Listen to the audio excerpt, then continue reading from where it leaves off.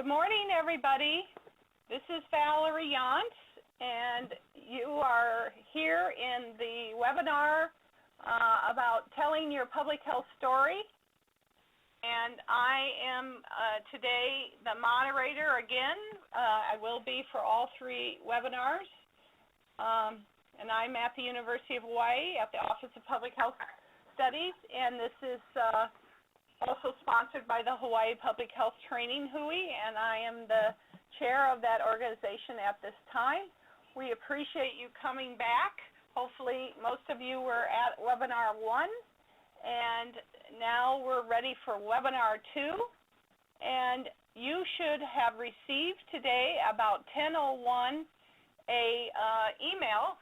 It does say number 2 on the one you received today, but the arrow is showing you where you should be able to download the files that you will need to reference during this webinar. And the important thing is the worksheet. You're going to be asked to use that today, and then the checklist is to help you write a good story, and then our trainer, Jay Golden, is going to refer to different pages in the handbook. So please download those from your email reminder you got and have them open to refer to. Just as a reminder, the purpose of this 2016 storytelling webinar is to really allow the public health workforce to gain and refine their storytelling skills. And the topic and focus are specifically part of the health communication and informatics competencies and skills. And we are really happy that Jay Golden was willing to offer this webinar series. He was here back in October of 2014, and that's why we say gain and refine. We think some of you probably attended those trainings when he was here on island. And today we're focusing on webinar 2. And its learning objective is the second one, to review the 7 aspects of storytelling journey curve and to ensure the development of an impactful story. And then next week we will do webinar 3, and you can see the learning objective there where it helps you refine your story.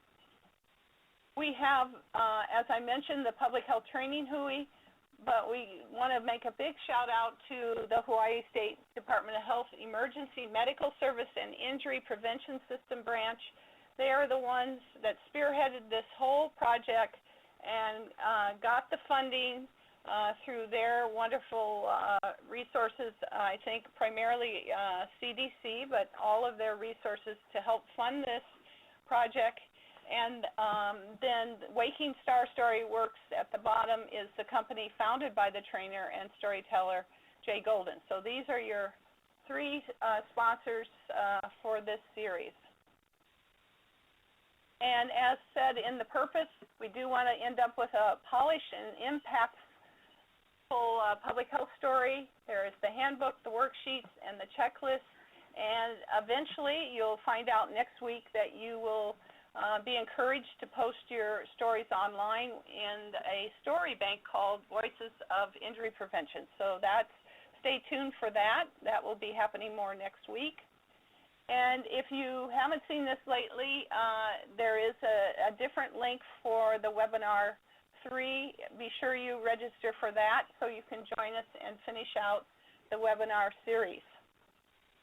And then, as many of you remember from last week, Jay Golden is our trainer, and he has been doing storytelling and coaching of leaders around the world for over 16 years and has helped them find ways to package their experiences and their learning about different, for us, public health experiences in order to deliver critical messages to the intended audience.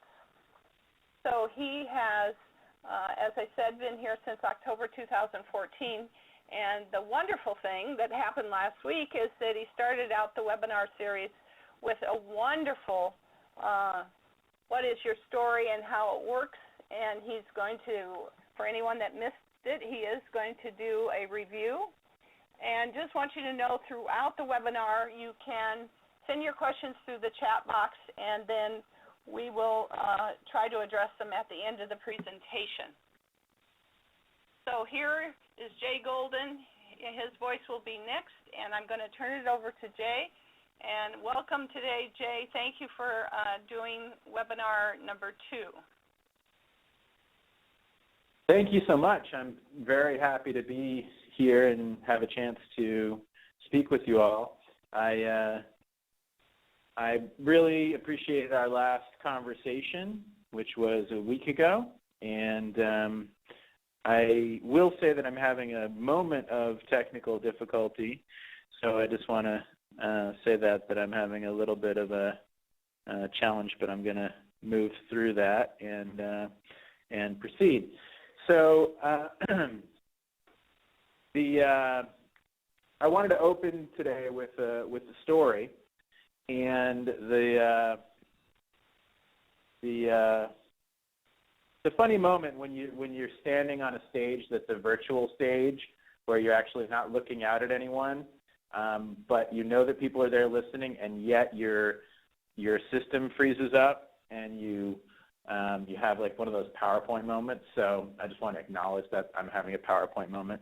So I want to tell a story about open the session by telling a story, and the story that I was thinking about as I prepped for this phase 2 of our storytelling course was this one. It's actually about a fruit tree. It's about a fruit tree since there are so many luscious fruit trees in the Hawaiian Islands. It's about a fruit tree that was in a far, far off land, and there were 3 men that heard about this fruit tree from different places in the world, and they had actually never heard of fruit, and they were very intrigued by this idea and very willing to travel by land and by boat and climb mountains and cross rivers to get to this place where this fruit tree was.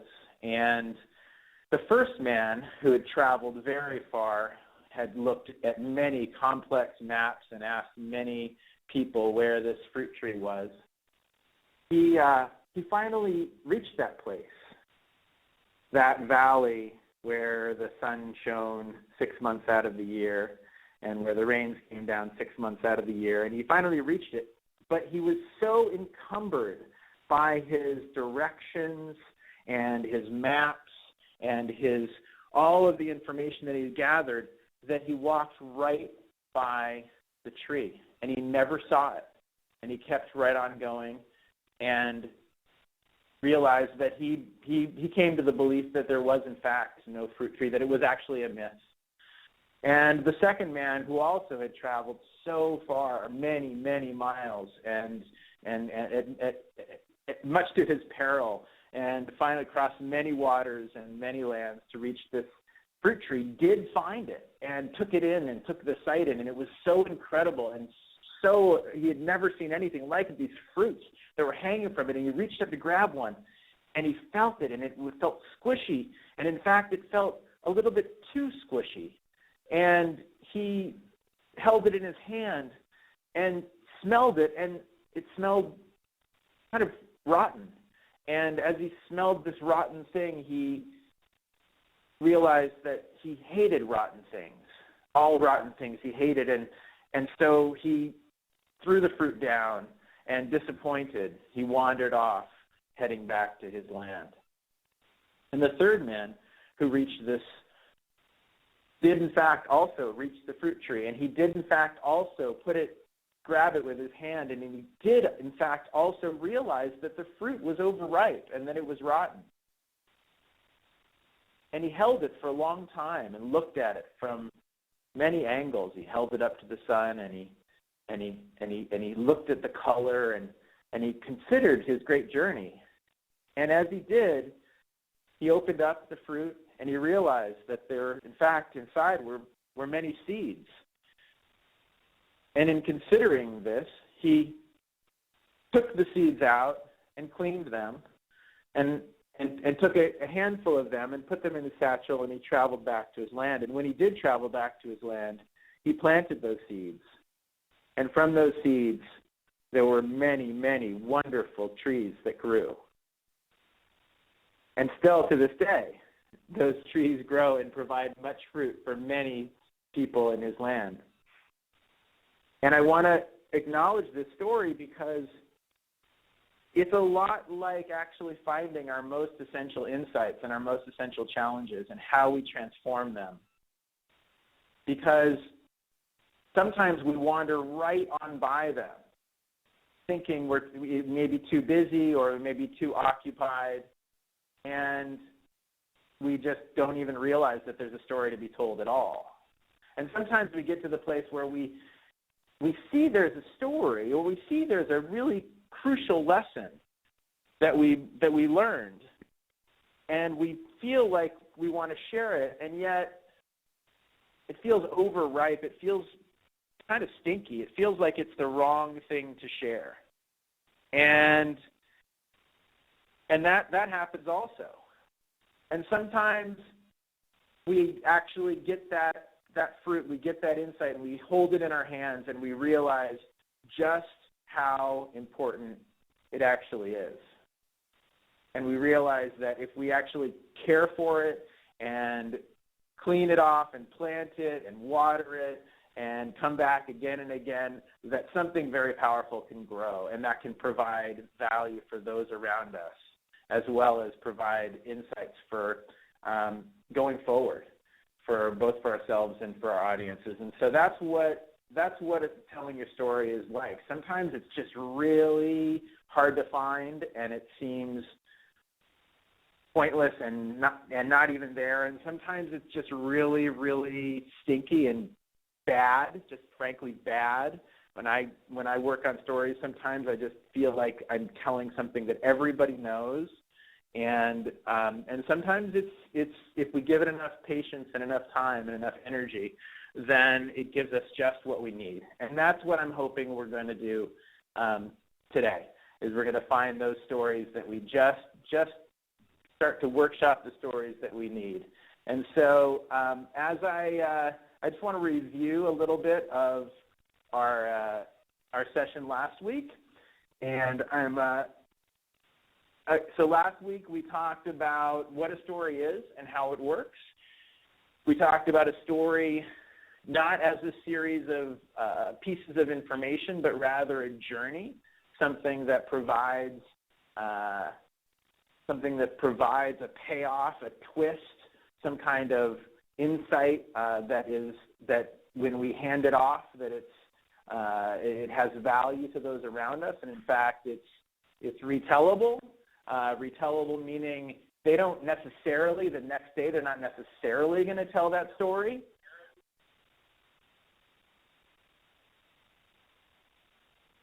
But that they might.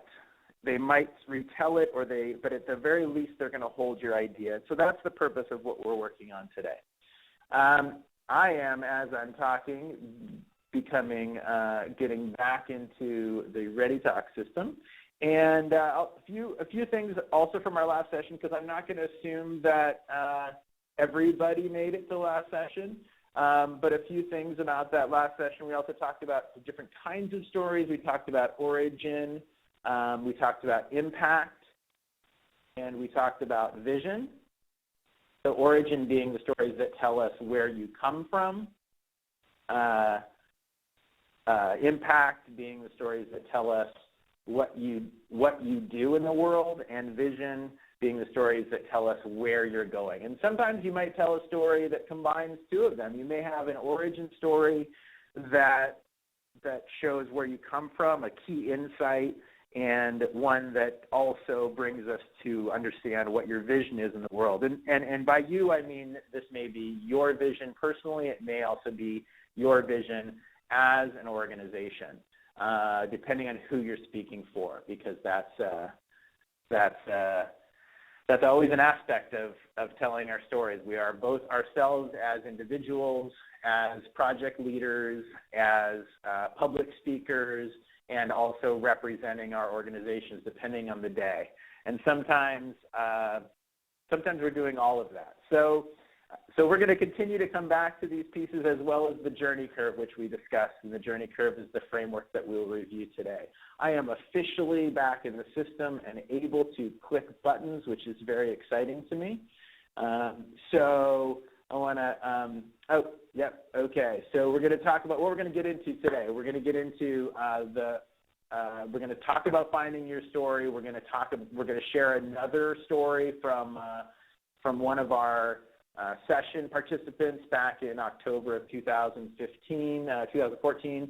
Michael, that's a really interesting story. We're going to talk about your challenge, the challenge that you face in public health, the challenge that you faced in achieving some sort of change or some sort of shift in your organization and department. We're going to get into challenge and where that fits in terms of, because as we also talked about last week, a story is not just a journey, it's also a problem. A story is also a problem approached in an interesting way that makes us care. And that means that we have to draw our audience into some sort of a problem, some sort of a challenge, so they can feel it, they can empathize, they can feel connected to it, and so we can provide resolution in both a sensory way and also a rewarding way. So we'll get into that. I'm going to talk about messages and how to find yours, a few different ways to find yours. Talking about sensory detail, the value of anchoring in place and time. And we're going to invite you to email in your stories so we can talk about them next time. Of course, we're also going to welcome questions. I know that you many of you have been working on your stories already and looking at the handbook and looking at the prompts for the journey curve. And so I'm excited to hear where you're at and what kind of challenges you're facing and what kind of questions you have. And of course, it goes without saying, but I know that that Hawaii is very much a storytelling. It has a lot of storytelling history as a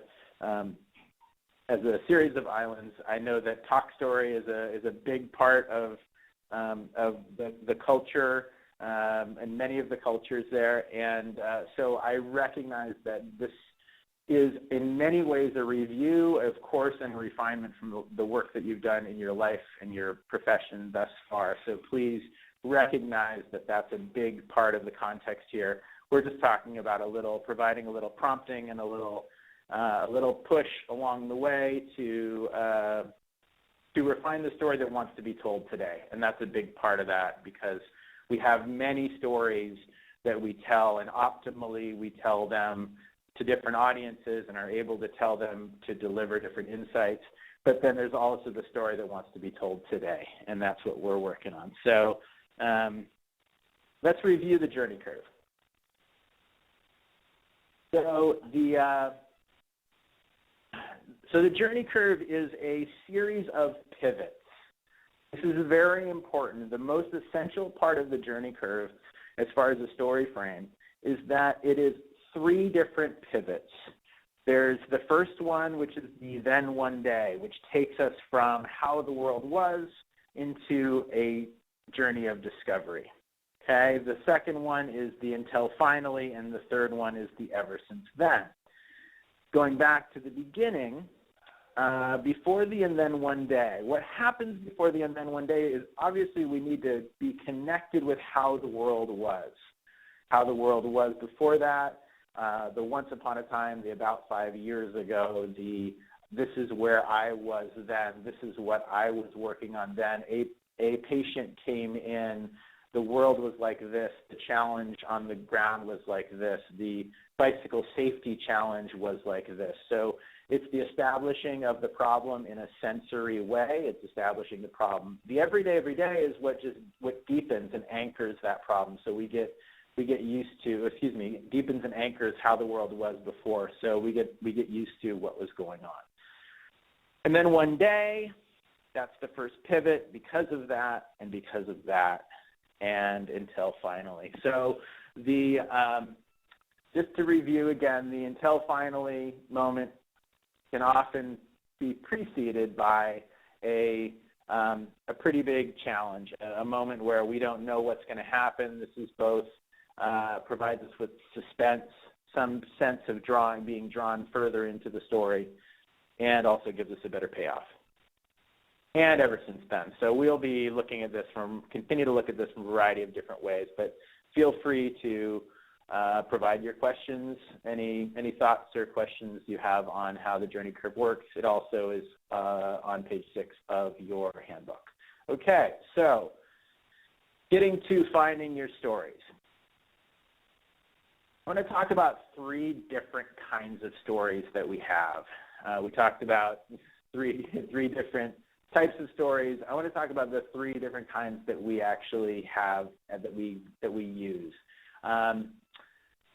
First of all, the go-to stories, okay? So I am fairly positive that everyone in this audience has at least a couple of go-to stories that describe the work that you do in the world, your key lessons, some things that you've picked up along the way, some of your key insights, some stories that have a beginning, middle, and end, that have a challenge in the middle, that when your audience is listening to them, they don't know where it's going, and that there's a rewarding payoff. I'm going to venture to say that we all have some of those. How many you have, and maybe if you are a public speaker, you may have 10 of them.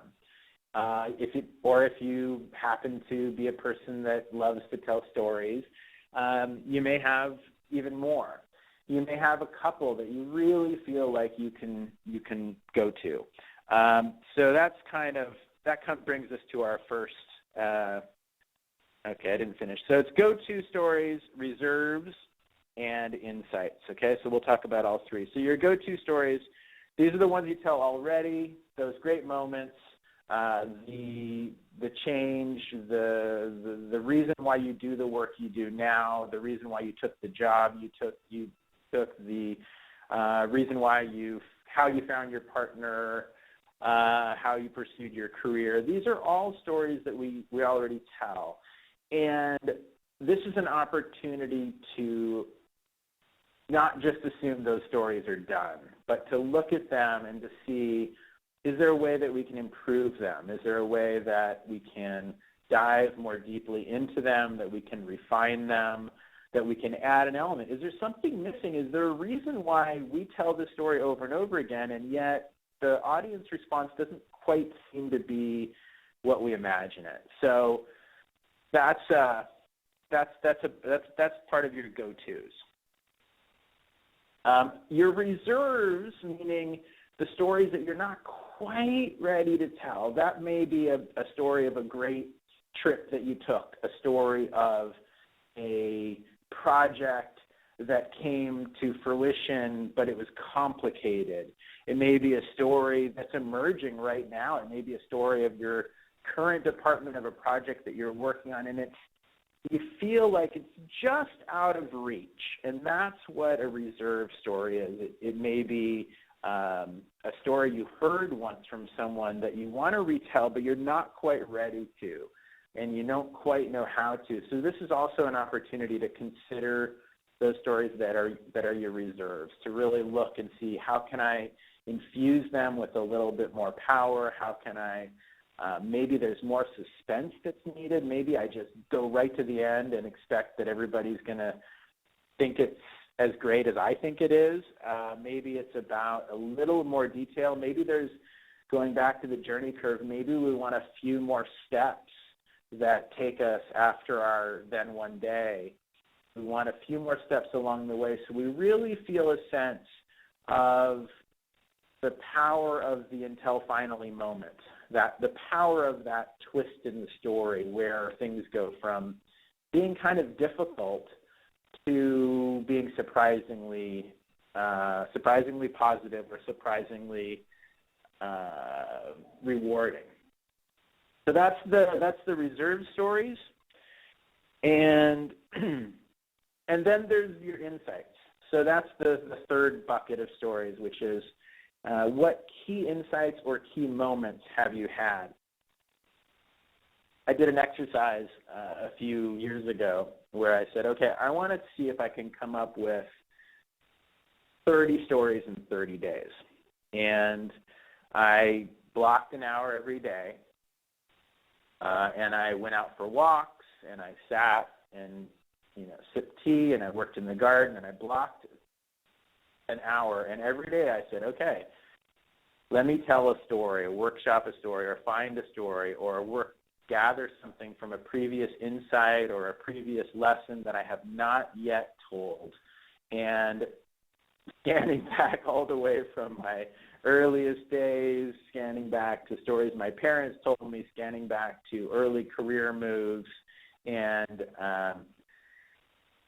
different opportunities and things that I faced. And so the number one, I actually don't recommend you try this at home. It was pretty grueling, but it was a great exercise, and I added a lot of stories to my story box, which I have sitting on my desk. But the most interesting thing that I found was that there were a lot of insights and a lot of lessons that I've learned that are very applicable to some of the challenges that I come upon today in terms of my storytelling, coaching, and teaching.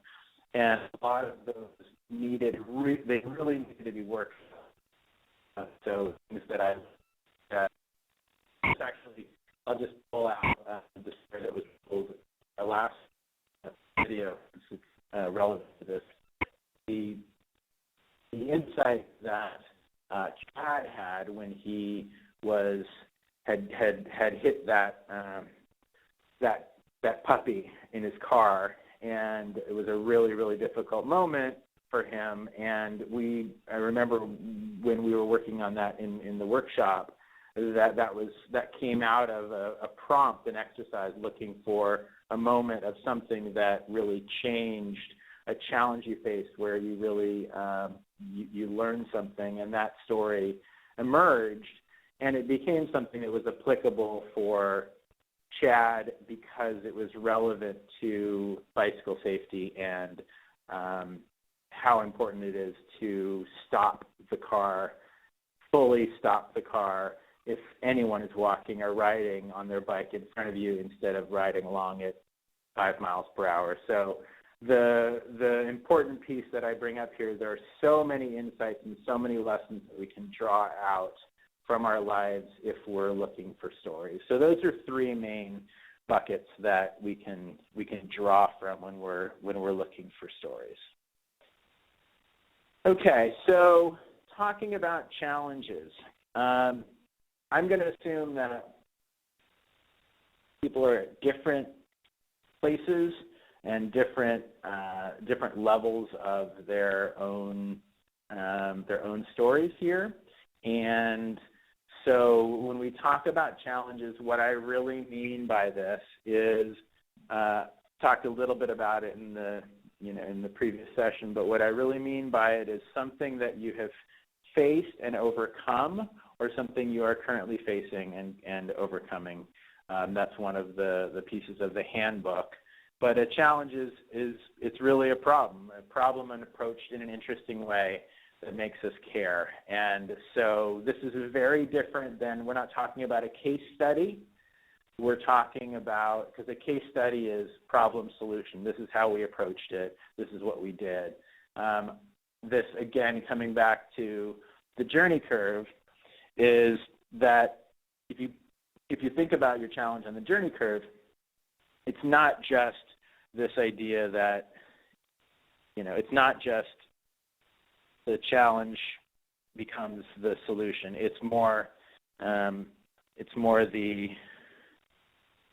the challenge becomes the solution. It's actually the piece that people skip over a lot when it comes to the challenge is, how was the world before? So as you think about your challenge, it's almost that you need to go back, not to look at how the world was before from your own view currently with all the lessons you've learned and the insights you've gathered and the experience you've gathered, but rather go back to the challenge based on what you knew then and how you saw it, and see if there are new insights for you, see if there's new lessons for you, see if there's new aspects, see if there's sensory details that might pop up and bring the first moment to life of the everyday. So I just want to kind of identify the challenge, because your challenge really does go from here to here. Your challenge really does go from the beginning of the story to the end of the story, to ever since then. But it's the actual journey itself, the discovery, these kind of the steps along the way that draw you deeper into that challenge. Okay, we've got a question here.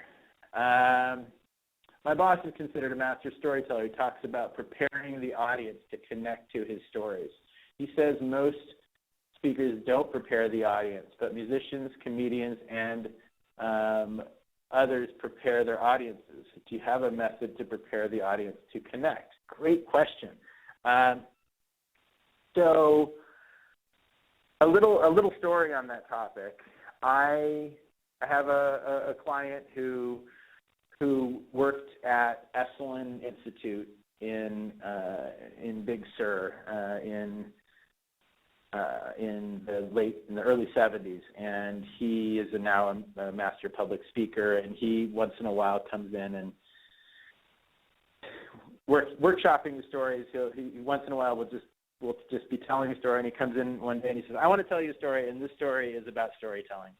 And so he says, when I was 25 years old, I heard that the great Indian sitar player, that there was a great Indian sitar player that was coming to Ravi Shankar, that was coming to play in Northern California. And so we were very excited to go and hear this great Indian sitar player, Ravi Shankar, who had taught the Beatles and was a great legend. So we all got in the car and we traveled up north, and we were sitting and at the venue with people streaming in and out, and Ravi Shankar sits down to play the sitar, and he's playing. He starts to tune, and he's tuning. And Ken, who is my client telling me the story, he says he's tuning, and he keeps tuning, and Mr. Shankar keeps tuning, and he's tuning for 5 minutes, and then he's tuning for 10 minutes, and the audience is starting to wonder what's happening. And he tunes for 15 minutes, and after about 15 or 20 minutes, things get really quiet because people are wondering what's happening, and he ends up tuning for 25 minutes. And this is never been seen, 25 minutes of tuning. And so, but then he plays a show, and the show is absolutely amazing and completely memorable that everyone was astounded by. And so a week later, it turns out that Ravi Shankar was again coming to play at C.H.A.N.G.E Institute where Ken lived, and he watched him play and then another amazing concert. And afterwards, Ken went up to Mr. Shankar, and he said, "Mr. Shankar, this is so wonderful to hear you, and I heard you last week also, and it was an incredible show. But I have a question, which is, why were you tuning for so long? Why were you tuning your sitar? And was there a problem? Was it broken? Does that happen often?" And Mr. Shankar looks back at him, and he says, "Ken, I was not tuning my sitar. I was tuning the audience." And so, in answer to your question, Dory, this is a similar that your boss is talking about, this idea that when you are presenting a story, whether you're writing it, whether you are telling it, whether you're telling it to a small group of people, whether you are telling it to a large audience, is to say, to recognize two main questions. And that is, and I'll get a little bit to that later, but to recognize, number one, where are they? Where is your audience? Who are they? What do they actually need? And by where are they, I mean, where are they in their own journey? Where are they in their own knowledge? Where are they in the things that they understand that are related to what you're about to talk about? And the second question, so the first question is where are they? The second question is where are you? And that is, how do you feel today? How do you feel as you're writing this or telling this? What's your need that's related to where they are? So those are the two questions that I always ask when it comes to tuning your audience. So thank you for the question. Okay, so we're going to come back a little bit to challenge and want to get to our next public health story, which is Michael's story, and then we're going to talk about that. So, Camille, take it away, please.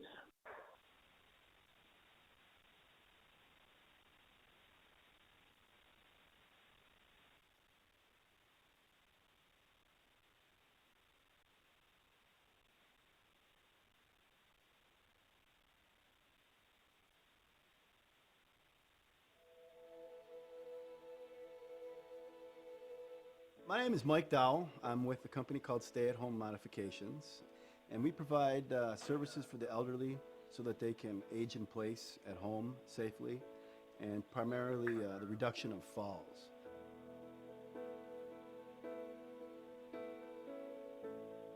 One of my favorite stories is one where I got a call from the daughter of an 85-year-old Japanese senior, and she wanted me to go to her mom to do a home assessment.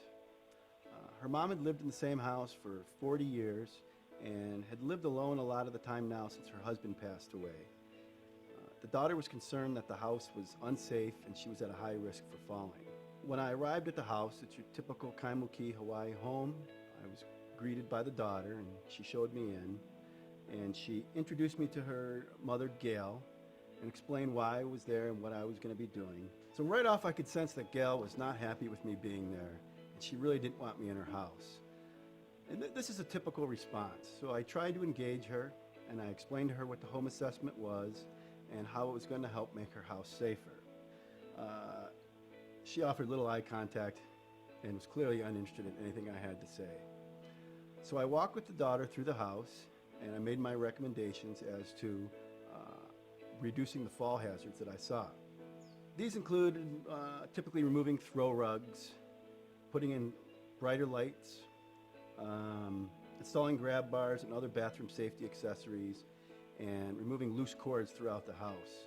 We finished up the assessment, and I went back out to talk to the mother. I wanted to try and re-engage her again, and it was clear she was no eye contact again. She wanted nothing to do with me. Didn't want me there, wanted me to go. So I made an appointment to come back and install the modifications that we discussed.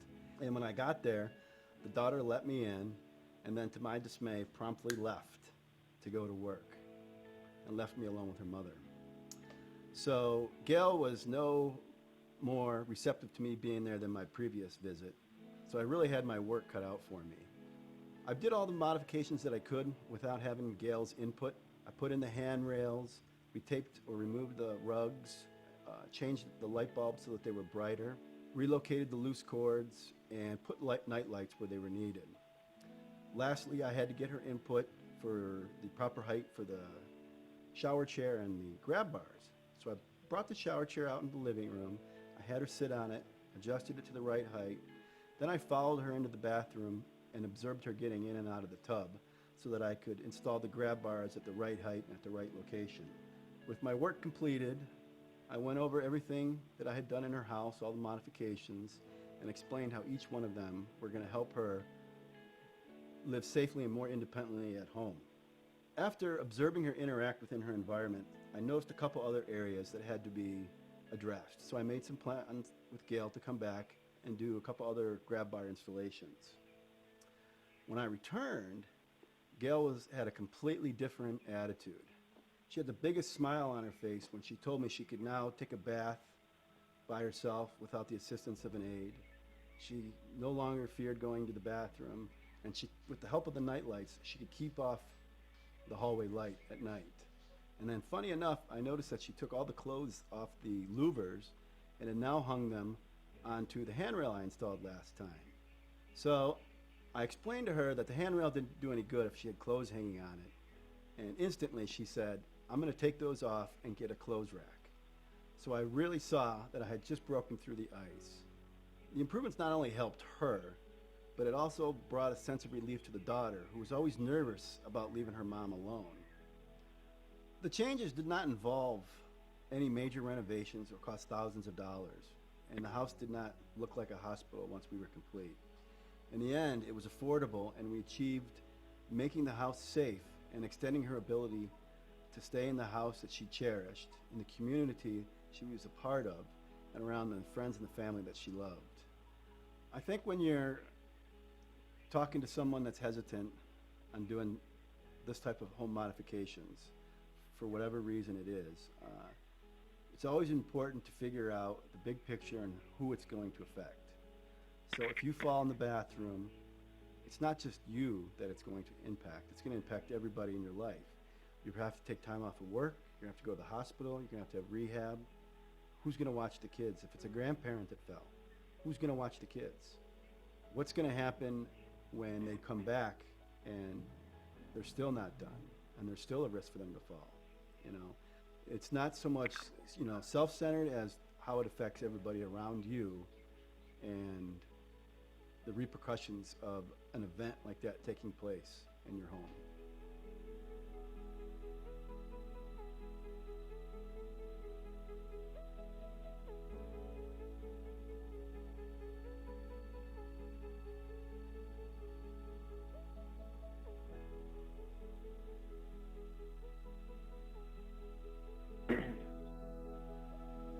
Okay, so that was the story from Michael, and just wanted to talk a little bit about Michael's journey. Michael also attended that workshop that we did in October of 2014 with the DPH in Honolulu, and so I just wanted to go over, just cover his map. So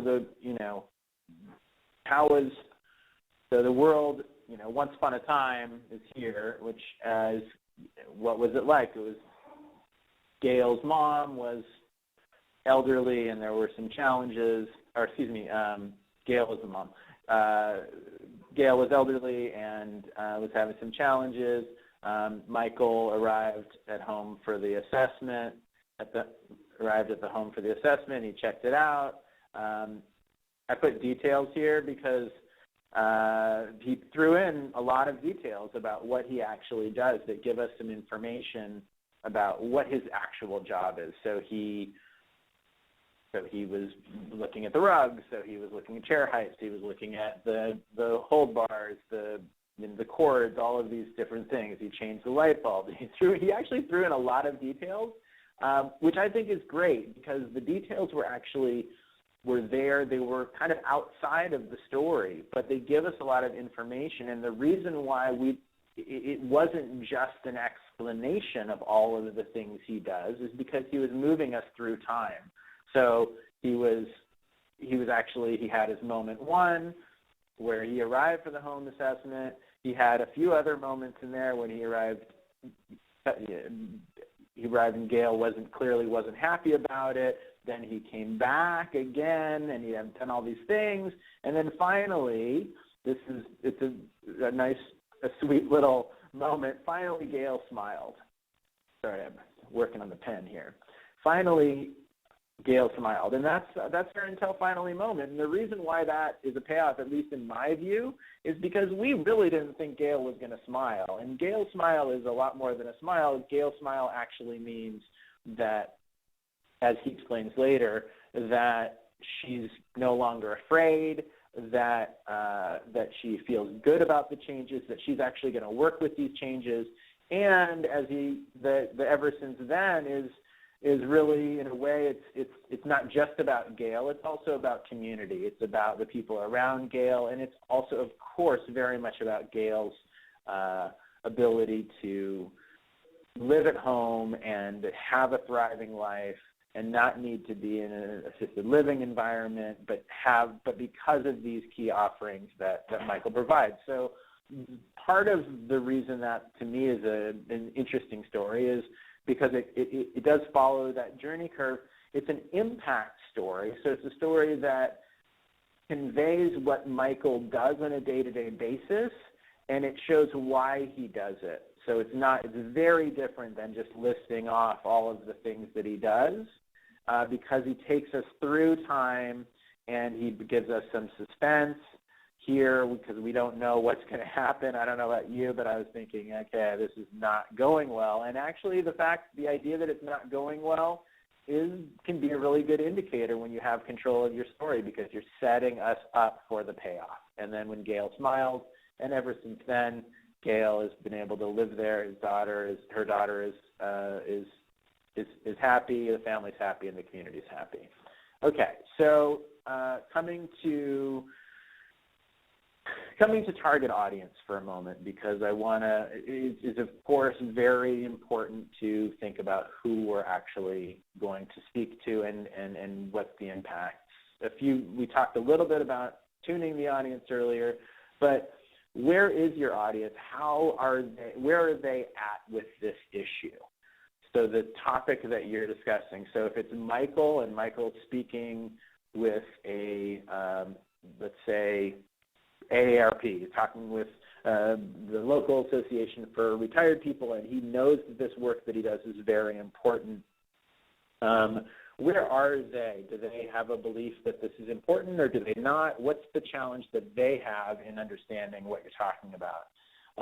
What is it that you want them to believe, and where do you want them to go? So in the journey curve, you're taking them to a certain place. You're taking them out of the room on a journey of discovery where certain insights and information is delivered. It's captured and gathered and delivered, taking them to a certain place and a certain belief. So what is it that you want them to believe? Where are they? What do they know, and what do they not know? So what level of sophistication or information is your audience? How are you going to deliver that information, and how are you going to deliver it in a way that they can really digest? Because if Michael was to show up at that local chapter and say, look, your network their chairs are too high and they don't have any bars and they could slip and it's really dangerous. It's very different than taking us on an experiential journey of what happened, inserting information, bringing that message to life and delivering it at the end, which is it's not just about Gail and her safety and her enjoyment of her life, but it's also about the community. So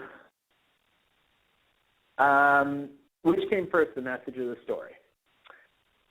I just want to talk really briefly about this idea that sometimes we have a story that we know we want to tell, and we're ready to tell it, but we don't know what the message is.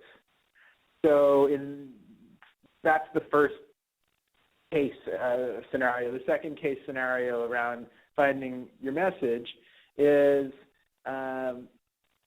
that you actually have your message, but you don't have your story. So you know what you want to say. You know, for example, using Michael's story, he knows that he wants to convey that the elderly can be safer and their communities can be more relaxed when his services are offered. But he didn't necessarily know what the story was. So when it comes to the message, the first time, sometimes you have your story and you don't have your message. Sometimes you have your message and you don't have your story. And sometimes you have your audience and you have an opportunity to tell your story, like a story bank or a room full of people. You have an audience with a particular set of needs and a level of sophistication. but you don't know exactly what your story is, and you don't exactly know what your message is. So each of those three circumstances are a little bit different. And when it comes to getting to the message, I just want to just talk a little bit about actually the circumstance when you have the story but you don't have the message, because your message that you want to deliver may be something that you find yourself saying over and over and over again. That may be in Michael's case, or in Chad's case, for those of you that were there for the first webinar. In Chad's case, his message was you really need to stop rather than just slow down when it comes to protecting bicyclists, when caring for those on the road, and bicyclists and pedestrians also. You really need to come to a full stop. Well, how many times have we heard this? We've heard this over and over again. You need to come to a full stop. Okay, fine. So that was the message that he found himself saying, but the story was something that actually delivered that message. So in terms of message, it may be that you wanting to share something you've learned that depicts the center of what you do. And I just want to say, don't worry about the specific words. Make sure that you're delivering the point. So coming back to these three different scenarios, the first scenario of message is you've got your message, you've got your story, but you don't have your message. You've got your message, but you don't have your story, and you've got your audience. And each of those, when it comes to actually telling a story, when I don't know what the message is, sometimes I just tell the story over and over again to myself. I say, what is it? Why is this story something I want to tell right now? What's the point of this story? What does it have for this audience?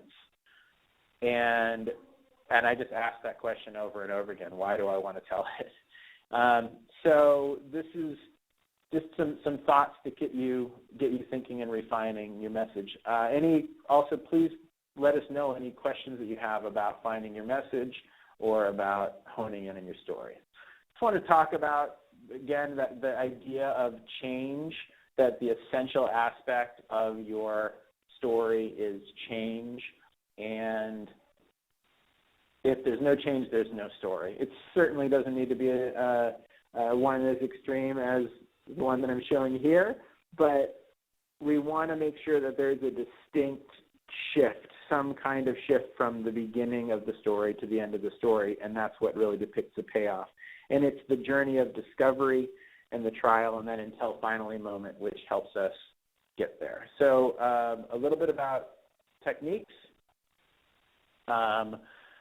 Techniques of change, few points here. First of all, create moments. Anchor in the senses. Drop into time and space.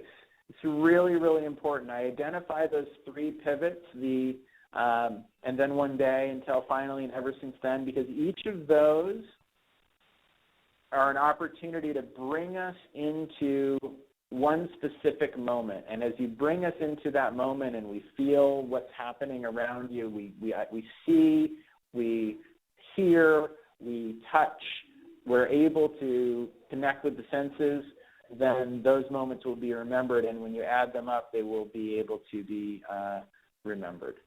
All right. Harness suspense. Suspense releases dopamine, cultivates curiosity. It's what has fueled billions and billions of dollars in mystery novels and suspenseful movies. Suspense is our great ally in telling a story. Be willing to take a risk to draw your audience along for a couple of seconds, longer than you might have anticipated, you might have thought you could. Draw them into the story. Do it purposefully. It's not without purpose, but be willing to to spark that curiosity that comes with suspense. Address the problem. So part of the opportunity is to truly drop into the problem that you have faced. And of course, it is one that needs to be relevant to your audience. So you're not just telling a story for your own sake, but you're telling a story because you believe it's relevant to your audience. So address the problem. Navigate across time and space. I show this because there's different, if you're telling a story that has 3 different locations, if you take the first moment here and the second moment here, and then my third moment would be my favorite spot, which is there. We want a few different moments, but we also don't want to just stay in the moment. If you're telling a story that took 3 hours to transpire, you don't want to take 3 hours to tell it. So that being really selective in how you navigate across time and space is very important. How you drop into one moment in time and show that moment in time, and then zoom across time, provide details like Michael did. Michael shared a bunch of details between the first moment of his arrival at Gail's house and the second moment of his arrival at Gail's house. He tucked in a bunch of details, and who knows, it could have been a week, it could have been the next day, it could have been a week. It sometimes could be several months or a year between one moment to the next. Be willing to navigate across time, but always bring us back to the ground so we can have an experience and feel it with the senses. If you don't bring us back down to the ground, or your story is always just kind of up here and it never comes back down to the ground, we're not going to be satisfied. We want to feel the senses, and we want to feel those moments in time and space. Evoke empathy. There's Dorothy and Toto. So part of the task in anchoring in these moments and truly in bringing a character, one person, one problem in one place, is that's the opportunity that you have to cultivate that empathy, to create that connection, and so it's not about you, because your story isn't just about you. Your story is about a shared experience that others can understand and see their own place in. So evoke empathy is the last piece of the change puzzle. Getting to another one of our stories, I want to share a story about another person that attended a workshop. I like the story by Kurt, and I can click that button, which is very exciting. Here we go.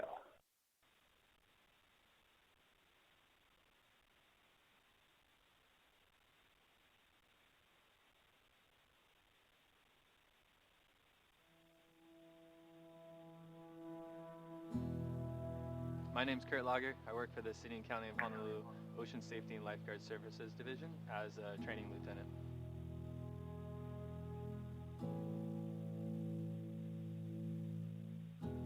Not too long ago, I was in my office working when I received a text message from one of our lifeguards down in Waikiki.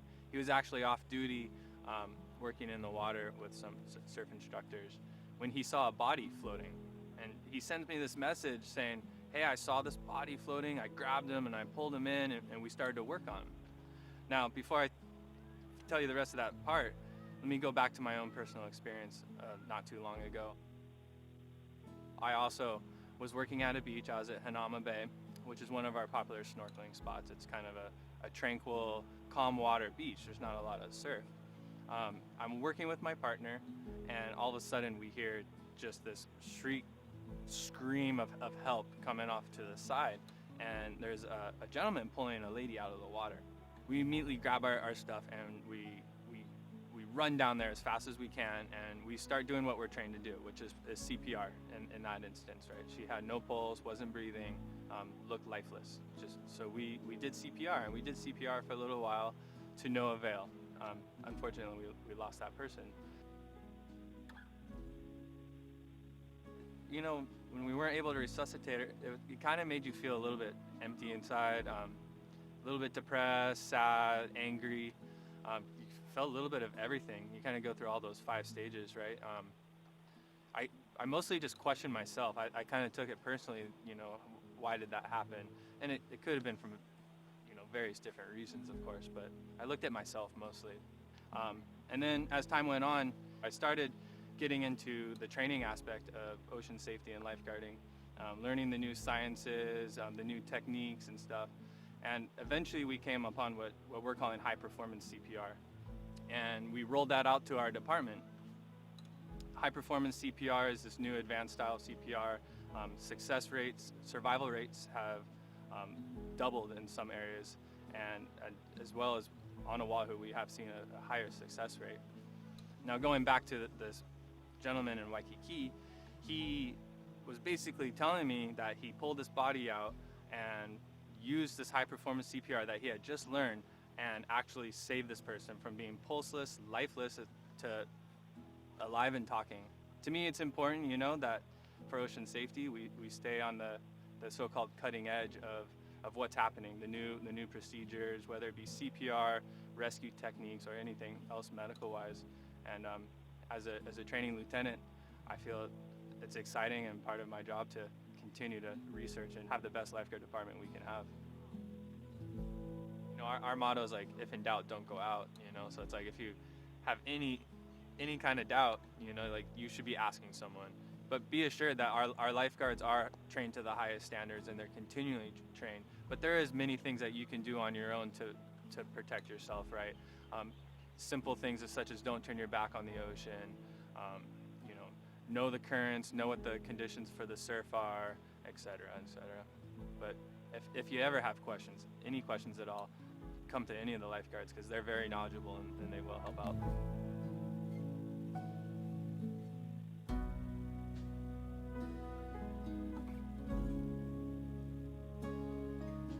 Okay, so that was a story from Kurt, and just taking a look here at Kurt's story on the journey curve, there was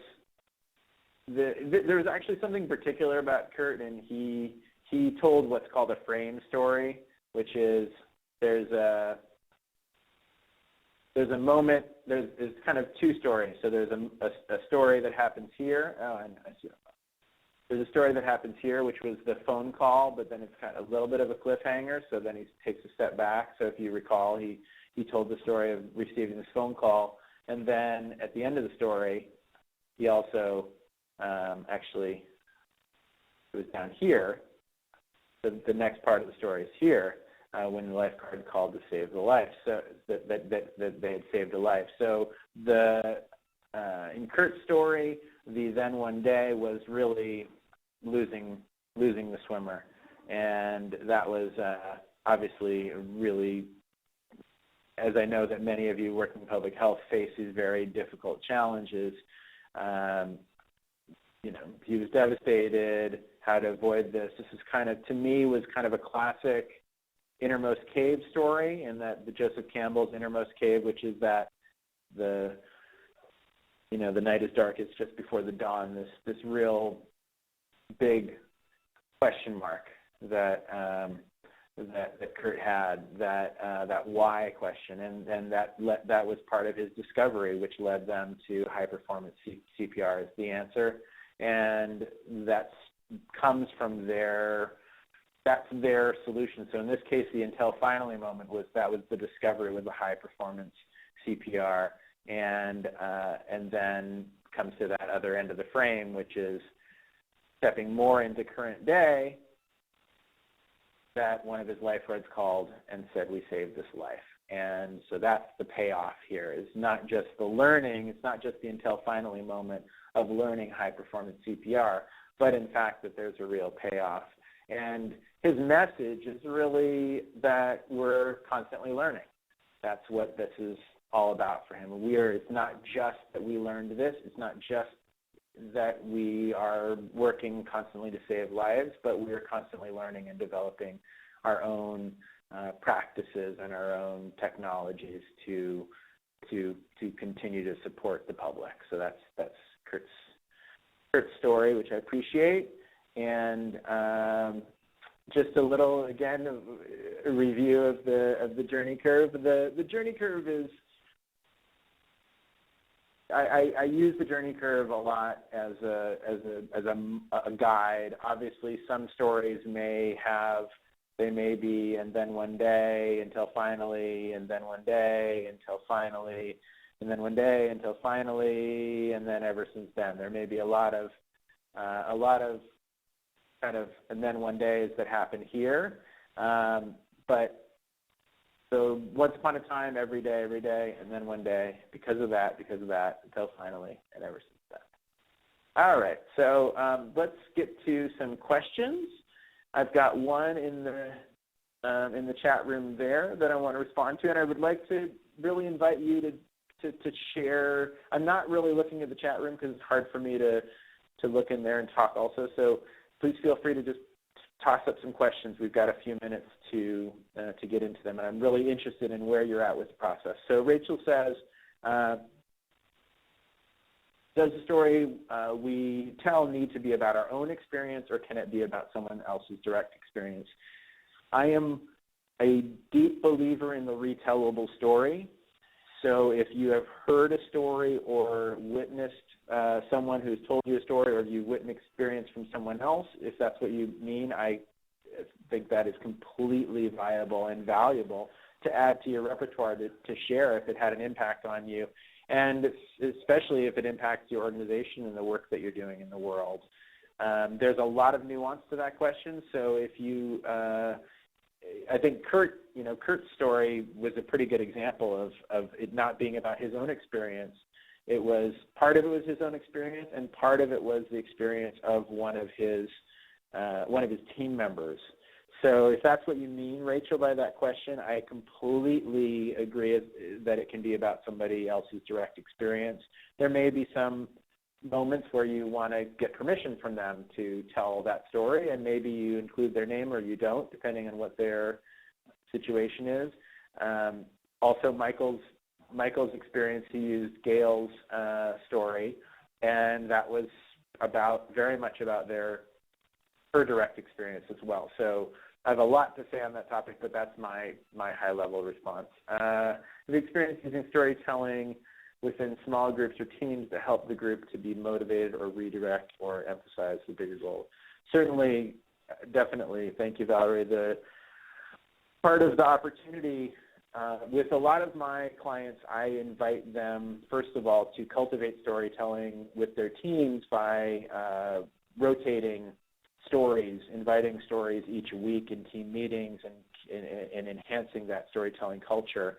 But specifically in terms of motivating or turning an audience or a small group from one perspective into another, that's a great use of a story, and part of that is drawing them into a challenge as a leader, drawing them into a challenge that you've faced, and having that be relevant to the challenge that you as a group are facing or that individual is facing. And so part of that process is, again, that two-step exploration, which is where are they, meaning what does the group need right now, and then where am I? What stories do I have? What insights can I gather to bring to this moment? And how can I tell this in a way that brings me back to how the world was, that uses these pivots, that uses suspense so that the team doesn't know where you're going, and there's real value in that, as long as you're driving them clearly and with focus. Malia, I'm not sure if you saw my question. I don't think that I did. So I'm not sure if you saw my question, but how much can we alter a personal story to make it more dramatic and memorable to our audience? Great question also. Alter. There's a lot of nuance in that question, alter. My personal belief is that we have lots of opportunities to go back into our stories, our stories flatten out in time, and we think they have that there's a set of things that happened and they have one certain meaning. But if you go back even to those moments in your story, that as if you're going back into a moment of a wax museum or a certain frozen experience, and you look at it, you see a lot of other details and a lot of other circumstances, and there's a lot of other moments that you can emphasize to bring a story to a certain conclusion. You can also, a certain thing might have happened that you've brought you to a certain conclusion then, and the conclusion can be different now, and you can actually say that now looking back at that story, I recognize and see the insight that it brings me today, which is very different than what you might have learned back then. There's a lot of ways that, so when we say alter, there's a lot of different meanings to that, so I don't recommend that you completely change the story if you represent it as your own, but there's a lot of ways to interpret and reinterpret your own story as well, and say that you're interpreting it differently today. So that's my, what if I can't imagine where or to whom I would tell my story if I have one? How do I motivate myself to write it? Such a good question. Thank you, Derek. Yeah, it's, if you don't know, so this comes back to those three places where you have a story, or you have a message, or you have an audience. And it sounds like, I guess there's the fourth one, which is, what if you don't have any of them? You can't see who you're telling. You're not quite sure what the story is, and you may not know the message. I guess you know the message, Derek. I'd come back to the message. Is that you know what you want? Is there something that you're saying over and over again in your work that is bubbling up, that you're looking for a story to deliver? And if so, I would say you workshop that story and you get used to telling it and landing your message. And then as you approach your audience, you shift that story and you adjust it accordingly. So part of what I'm committed to is helping people develop a story practice. So you have a few in your pocket and you know that this is a moment that you could tell that story. So that's my suggestion, is you workshop that story for one purpose and then you adjust it for another. I'm assuming you say I wrote an origin and vision story. Purpose is to inform participants of program purpose and their role as donors in continuing the story. Great. Also inviting participants in telling the story of the impact the program has in their life. Need to bring in more sensory details. I feel like that might be a little bit cut off, but is there a question there? Need to bring in more sensory details. Somebody give me the... Jay, I think she's just telling you her pathway, and I thought she was on the right track. Do you just want to encourage where she's going with her process? Got it. Thank you. Great. I was just in a workshop working with origin and vision stories yesterday. It's such a great place to start. You can tell them as individual stories or also together. So I think, yeah, it's great to, I love the idea of informing your audience of their role as donors in continuing the story and inviting them to further that story. One piece of that is, again, the role of suspense. When you're telling the story and they don't totally know that it's about them, and then you come out and your message is really about that audience and how they can further that story. It's a very powerful vehicle, a very powerful method. Thank you, Michelle. Suspense. So you know, coming back to just summarize as you're thinking about what your questions are. Really, there are so many stories that we have that we tell, and maybe we tell them in little parts, and maybe we tell them we don't even know they're relevant to our organizational, business, or professional purposes. And I want to invite you to consider that convergence, the idea that the stories that you tell to your kids or your friends or to different audiences at a dinner table, that those stories are really relevant. I'm not going to suggest that you tell the same story at work as you might tell in a bar, but there's a form to the stories that you tell to anyone. The stories I always tell, when I tell stories to my kids, I'm using the same form. I'm thinking I might have the first points. I might know that there was a world, there was a then one day. I might know there's an until finally. I don't know what the change is, and that's what I'm thinking about when I'm prepping to tell that story. I think, okay, that's pieces of the story, but where was the change?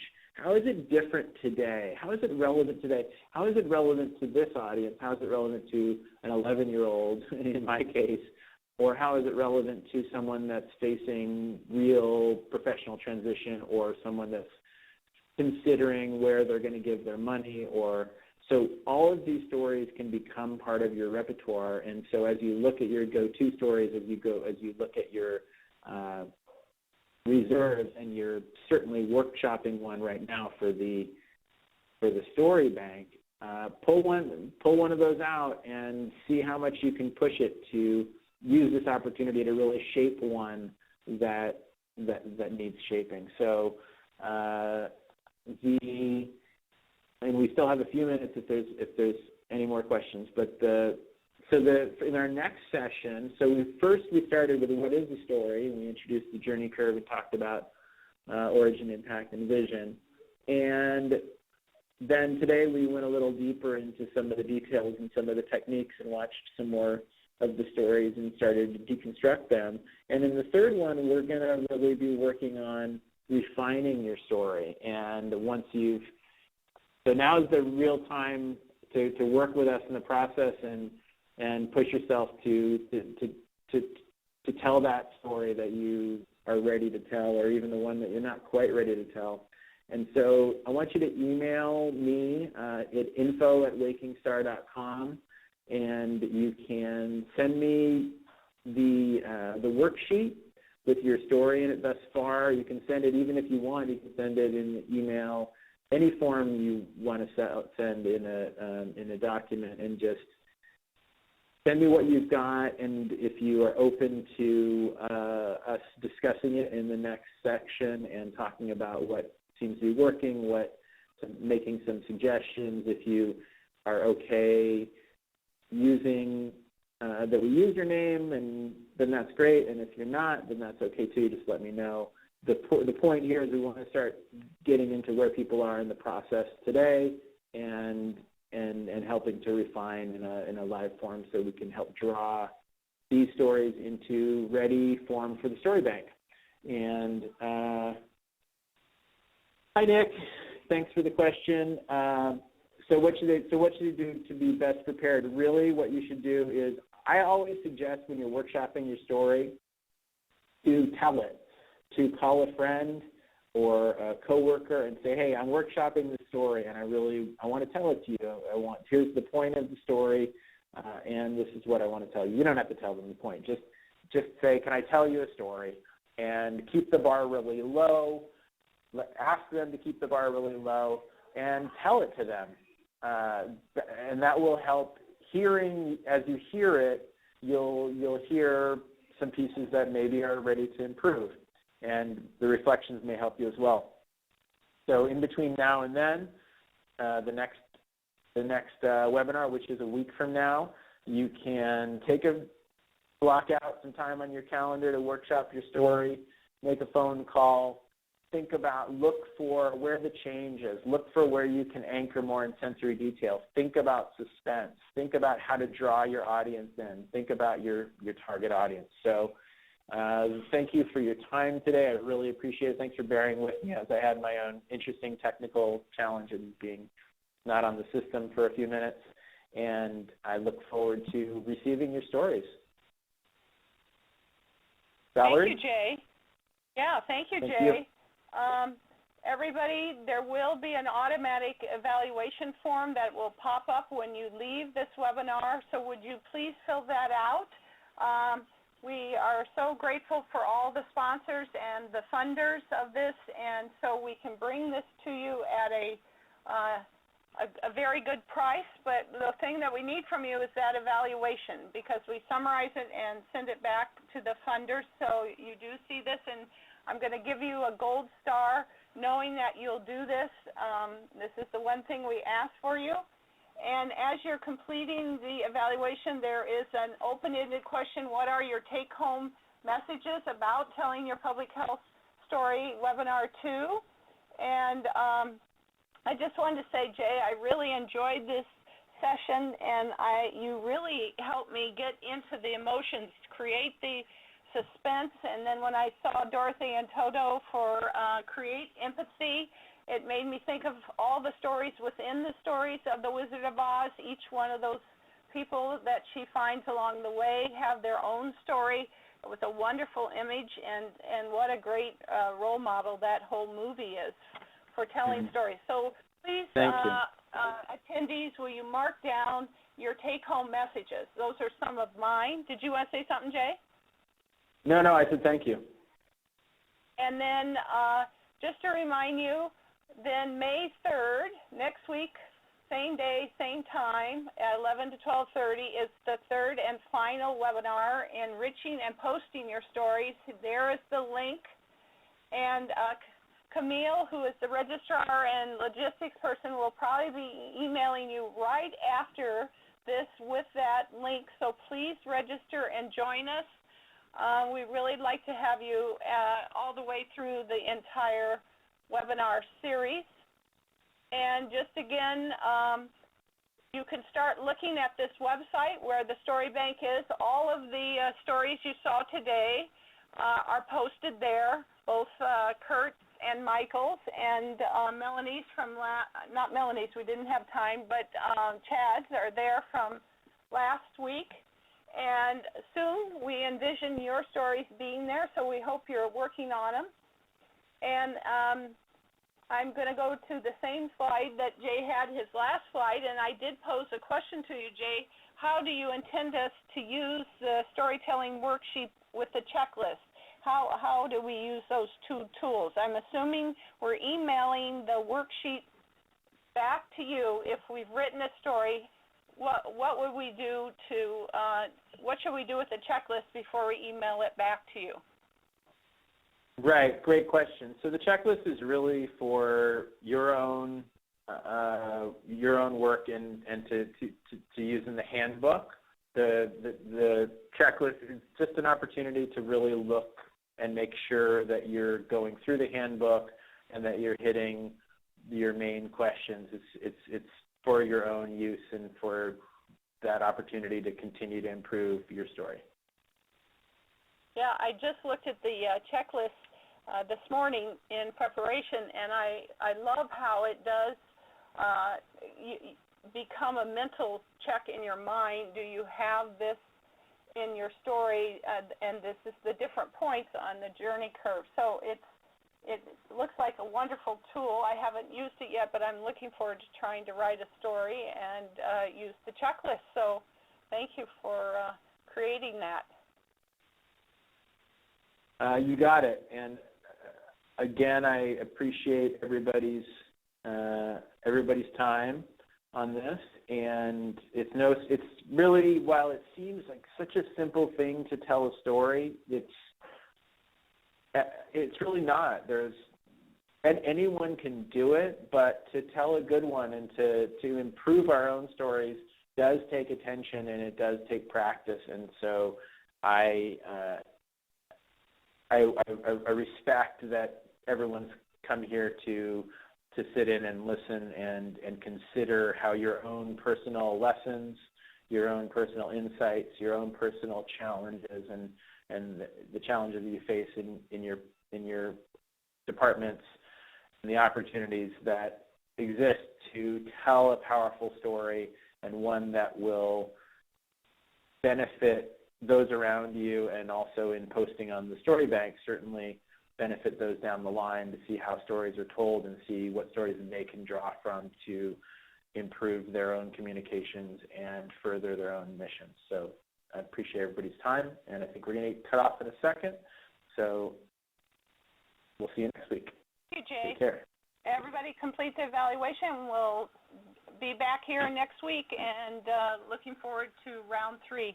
That was a great closure and a nice webinar. Thank you so much, Jay, for leading us through that. That's all. We're going to close the webinar. Thank you so much. Bye-bye.